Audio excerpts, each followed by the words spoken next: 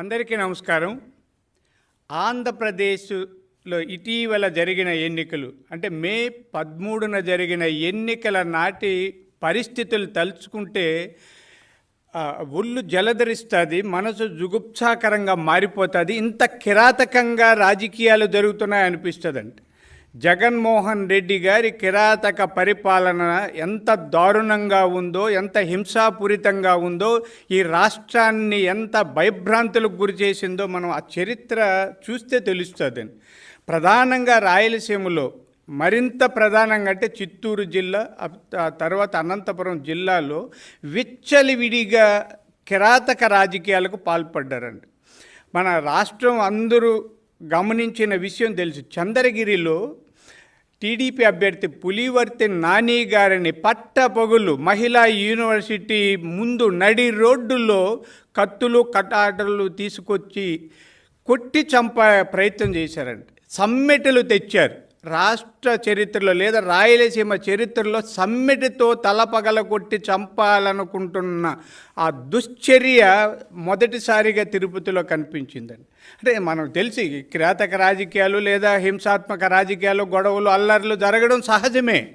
కత్తులు కటార్లు గూటాలు లేదా కొడవళ్ళు తెచ్చే సాంప్రదాయం నుంచి సమ్మెటులు తెచ్చే సాంప్రదాయం. అంటే పాపం వాళ్ళ గొడ్డళ్ళు దొరకలేదేమో, గొడ్డలన్నీ పులివెందలకు పరిమితమై ఉంటాయి. ఆ గొడ్డళ్ళు దొరక్క సమ్మెటులు తీసుకొచ్చి పులివర్తి నాని గారిని చంపే ప్రయత్నం చేశారు. అక్కడ సకాలంలో ఆయన గన్మ్యాన్ ధరణి స్పందించి కాల్పులు జరపకపోతే మా అభ్యర్థి చనిపోయాడండి. ఆ తర్వాత పోనీ అయ్యింది. ఆ తర్వాత అల్లర్లు, గొడవలు, కేసులన్నీ 75 మంది తెలుగుదేశం కార్యకర్తల మీద కేసులు పెడతారండి.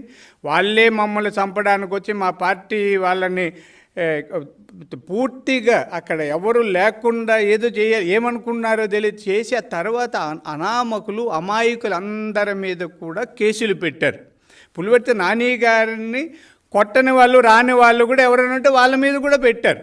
అరే ఎవరో ఒకరి మీద కేసులు పెట్టాలి, ఆ కేసులు పెట్టినట్టు నటించాలని పోలీసులు చేశారండి.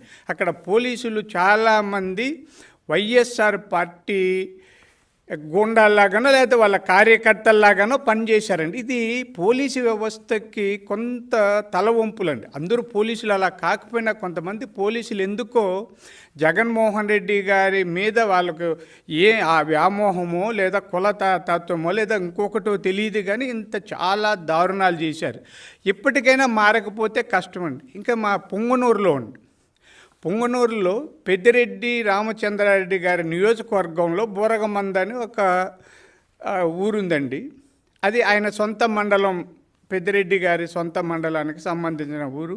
ఆ ఊర్లో ఉదయం 5 గంటలకంతా 8 మంది ఏజెంట్లను, ఆ చుట్టుపక్కల ఉన్న ఎన్నికల పోలింగ్ ఏజెంట్లన్నీ కిడ్నాప్ చేశారండి. బహిరంగంగా వైఎస్ఆర్ పార్టీకి చెందిన ఒక 15 మంది వచ్చి వాహనాల్లో వచ్చి వాళ్ళు బలవంతంగా తీసుకెళ్లారు. అవన్నీ సోషల్ మీడియాలో వైరల్ అయిన తర్వాత ఎక్కడో దింపేసి వెళ్ళిపోయారు. ఇప్పటి వరకు వాళ్ళ మీద కేసులు లేదండి. అంటే వాళ్ళ మండలం, సొంత మండలం, సదుం మండలం బూరగమందలో 8 మంది తెలుగుదేశం పార్టీ ఏజెంట్లను కిడ్నాప్ చేసి ఇన్ని చేసినా కూడా వాళ్ళ మీద ఇప్పటికీ కేసులు లేదండి. దాని మీద అక్కడ చెల్లాబాబు అంటే చెల్లా రామకృష్ణారెడ్డి గారు అభ్యర్థి కంప్లైంట్ చేశారు. మాజీ ముఖ్యమంత్రి నల్లారి కిరణ్ కుమార్ రెడ్డి గారు కూడా ముందు నుంచి హెచ్చరిస్తున్నారు. దాని మీద కంప్లైంట్ చేశారు. ఆయన ఎంపీ అభ్యర్థి, ఈయన ఎమ్మెల్యే అభ్యర్థి. అంటే ఒక మాజీ ముఖ్యమంత్రి చేసిన ఫిర్యాదులు కూడా బొట్ట దాఖలు చేసి కేసులు పెట్టలేదంటే అక్కడ ఉన్న పోలీసులు ఏమనాలి చెప్పండి.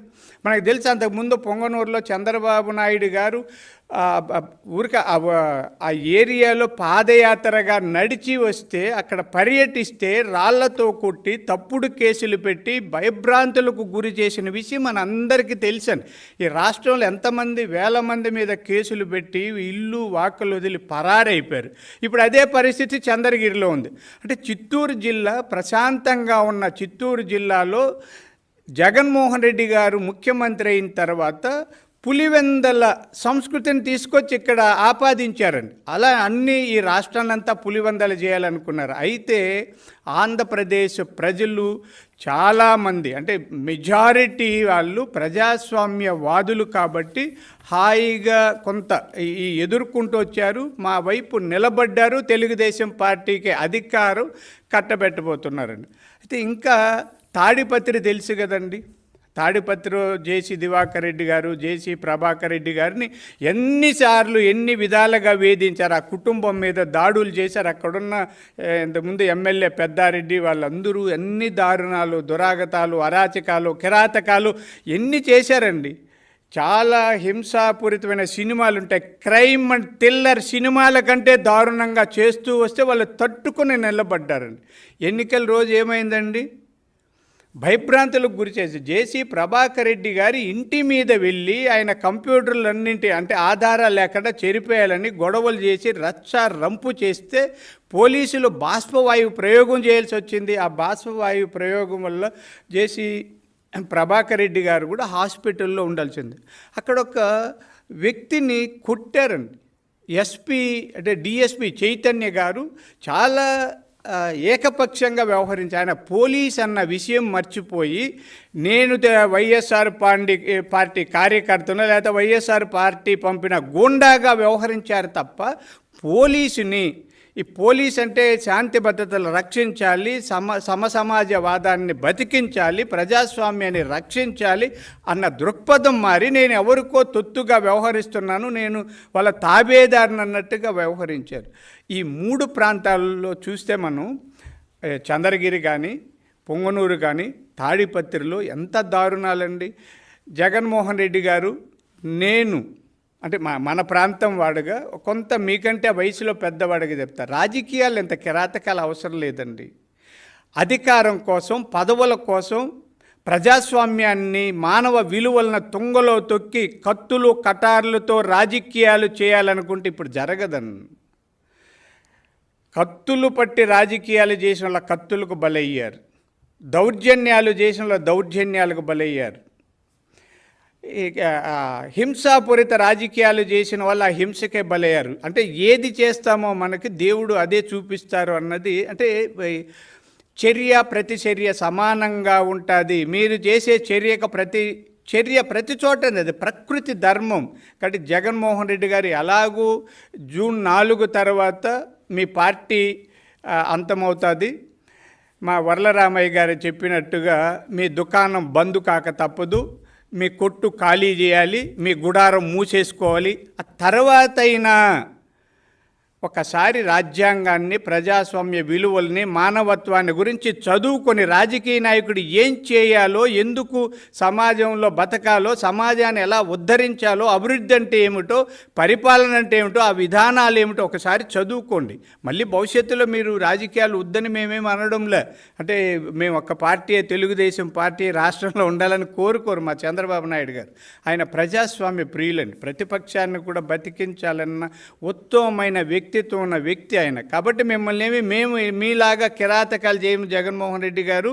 మీరు మంచి వ్యక్తిగా మారి రాజకీయాలలో ఉత్తమ విలువల్ని కొనసాగించడానికి ప్రయత్నం చేయండి. ఒక పరిపుష్టమైన ప్రజాస్వామ్యాన్ని ఆంధ్రప్రదేశ్లో బతికించండి. చాలా గొప్ప వాళ్ళు పుట్టిన రాయలసీమ అండి మంది, చాలా గొప్ప వాళ్ళు. మీకు తెలుసు, మీ పక్క అనంతపురం జిల్లాకు చెందిన నీలం సంజీవ్ రెడ్డి గారు ఏకగ్రీవంగా రాష్ట్రపతి అయినారండి. అంత ఉత్తములు పుట్టిన ఈ రాయలసీమలో హింసాపూరిత రాజకీయాలని కొనసాగించకుండా కట్టి పెడితే మంచిది. మంచి మనస్తో, మంచి నడవడితో సంస్కారయుతమైన రాజకీయాలు చేయండి. అలాగే పోలీసు మహానుభావులారా, కొందరికండి, అందరూ కాదు, చాలా ఉత్తములు కూడా ఉన్నారు. మీరేదో వైఎస్ఆర్ పార్టీ కోసం బతుకుతున్నట్టు, వైఎస్ఆర్ పార్టీ వాళ్ళ ఇచ్చిన జీతం తీసుకుంటున్నట్టు, వైఎస్ఆర్ పార్టీ వాళ్ళ యూనిఫామ్ వేసుకున్నట్టు తప్పుడు కేసులు పెట్టకండి, బలైపోతారు. చాలామందికి తెలియదండి, పోలీసులు చేసే నిర్వాకాల మీద, తప్పుడు కేసుల మీద, వ్యవహారాల మీద ప్రైవేటు కేసులు వేస్తే మీకు రిటైర్మెంట్ బెనిఫిట్స్ కూడా రావన్న విషయం గుర్తుపెట్టుకోండి. ఏమైపోతుందని మీరు పెట్టే తప్పుడు కేసులతో ఏమైపోతుంది? అంటే మీరు తప్పుడు కేసులు పెట్టేస్తే ఏమన్నా ఉరిశిక్ష వేసేస్తారా?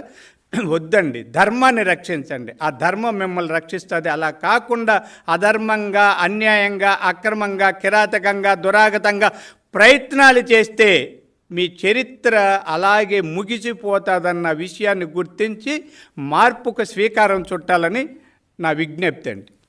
ఇప్పుడు